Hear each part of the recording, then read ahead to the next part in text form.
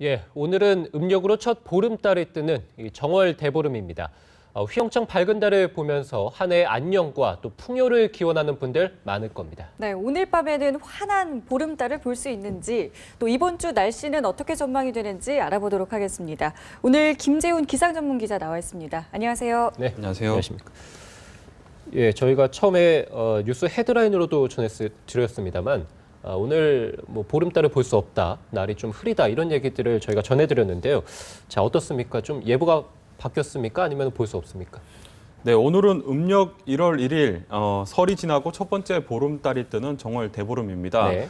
밝은 달을 보면서 또 한 해의 무사 안녕을 기원해보기도 하는데요. 하지만 오늘 밤에는 우리나라가 고기압의 가장자리에 들면서 구름이 많이 낍니다. 특히 호남 남해안과 제주에는 비도 조금 내릴 것으로 보이는데요. 따라서 아쉽게도 이번 정월 대보름 날에는 둥근 달을 보기가 어려울 것으로 전망이 되고 있습니다. 흐리다 보니까 기온도 크게 오르지 못하겠습니다. 서울이 4도, 대전과 광주가 6도 등으로 평년 기온보다 조금 낮겠습니다. 여기에 바람도 약간 강하게 불 것으로 보여서 체감 온도는 더 떨어지겠습니다.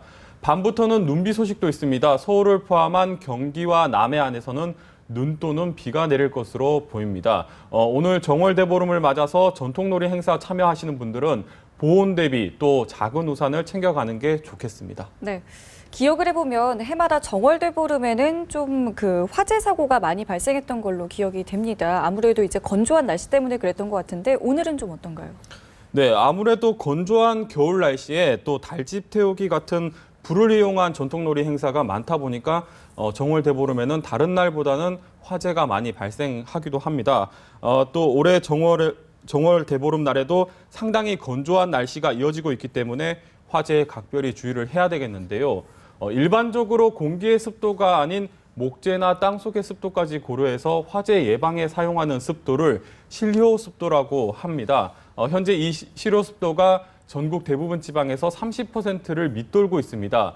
건조특보는 실효 습도가 25% 아래로 떨어지게 되면 발효되게 되는데 대부분 지역이 건조특보 바로 전 단계 정도라고 보시면 될 것 같습니다. 동해안과 일부 내륙에는 지형적인 영향으로 더 메말라 있어서 건조특보가 내려져 있습니다. 따라서 자칫 불씨 관리를 소홀히 하거나 방심하면 건조한 날씨와 함께 대형 화재가 발생할 수 있습니다. 실제로 지난 2009년 정월 대보름 날 창녕군 화항산에서는 갑자기 부는 돌풍에 큰 불이 발생하면서 7명이 숨지고 80명 이상 다치기도 했었습니다. 네. 따라서 오늘 전통놀이 행사 참여하시는 분들은 무엇보다도 불조심하셔야겠습니다. 예, 저희가 뭐 정월 대보름 하면은 아무래도 보름달에 대자가 붙어서 그런지 가장 큰 보름달이다라고 생각하는 분들, 뭐 저도 학창 시절에 그랬습니다만, 자, 그런데 실제로는 보름달의 크기가 매년 바뀐다고요?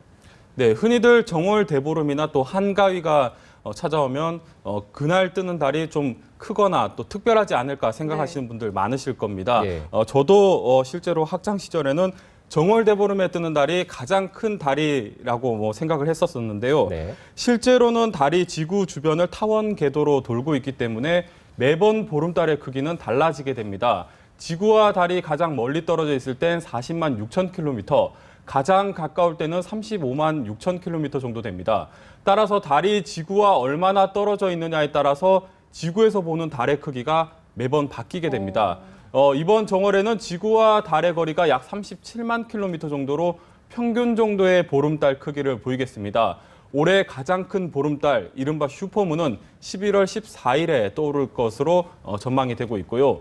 달이 지구에 가장 가까워지는 시기와 보름달이 뜨는 시기가 일치하지 않기 때문에 이 슈퍼문의 정확한 주기는 없습니다. 하지만 대략적으로 보름달이 13번 정도 뜨고 지면 다시 돌아오게 되는데요. 한국천문연구원에 따르면 2019년 정월 대보름 날 실제로 슈퍼문이 떠오릅니다.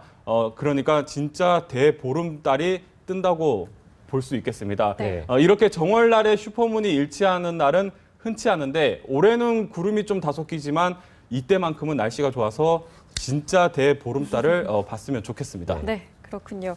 자, 그리고 2월도 이제 한 주밖에 남지 않았습니다. 이제 달력으로 봤을 때는 좀 겨울의 끝자락이 아닐까 싶기도 한데 봄은 언제 오는지 정말 궁금하거든요. 이번 주 날씨 먼저 전망해 주시죠. 네, 이제 2월도 한 주가 남았는데 이번 주 날씨는 봄 기온을 느끼기보다는 오히려 겨울 날씨에 가까울 것 같습니다. 네. 먼저 내일 낮부터는 북쪽에서 내려오는 한기가 조금씩 밀려오면서 찬바람도 다소 불고 다소 추워지겠습니다. 특히 수요일 아침에는 서울의 기온이 영하 7도까지 떨어지는 등 다시 추위가 찾아오겠습니다. 다만 이번 추위 역시 길게 가지는 않겠습니다. 금요일 낮부터는 다시 평년 기온을 회복하겠고 날이 풀리겠습니다. 이번 주에는 눈과 비도 자주 내리겠습니다. 내일까지는 북한을 지나는 비구름의 영향으로 서울을 포함한 경기, 강원 영서와 충청 일부에는 비 또는 눈이 조금 내릴 것으로 보입니다. 수요일에는 강원 영동에 눈이 예보가 되어 있고 금요일쯤에는 중부에 한 차례 눈이나 비가 더 내릴 것으로 예보가 되어 있습니다. 예, 보통 봄이 시작되면 날도 따뜻해지고 나들이도 많이 가고 상당히 뭐 좋은 계절 중에 하나인데 자, 그런데 중국발 황사가 사실 좀 걱정이 되거든요. 자, 어떻습니까? 올해도 황사가 좀 날아들 가능성이 있을까요? 네, 혹시 기억이 나실지 모르겠지만 작년 설 연휴 막바지에는 대형 황사가 한반도를 덮쳤었습니다. 네. 그 날짜가 바로 작년 오늘 2월 22일이었는데요. 황사가 한반도로 날아들면서 서울의 미세먼지 농도가 세제곱미터당 1044 마이크로그램까지 치솟으면서 5년 만에 서울에는 2월 황사 경보가 내려지기도 했었습니다. 보통 황사는 3월 중순에서 5월에 그러니까 완연한 봄에 집중된다고 생각을 했었는데요. 과거에는 그런 경향이 뚜렷하게 나타났었지만 최근 들어서는 패턴이 조금 달라졌습니다. 지난 55년간 2월에 서울에서 황사가 관측된 날은 열흘 정도인데 이 중 5번이 2000년대 이후에 관측됐을 정도로 최근 들어서는 2월 황사가 자주 발생하고 있습니다. 특히 지난해 경우에는 2월에 찾아온 황사가 연중 가장 강력했을 정도로 앞으로는 2월이나 3월 초에도 황사를 주의해야 되겠습니다. 올해도 대부분의 황사 발원지에서는 강수량이 평년보다 적은 편이어서 상당히 메말라 있습니다. 따라서 이달 하순에도 기류만 맞게 되면 황사 공격이 일찍 시작될 수가 있습니다. 네. 미리미리 황사에 대비를 좀 하셔야겠습니다. 네, 알겠습니다. 지금까지 김재훈 기상전문기자와 이야기 나눠봤습니다. 고맙습니다.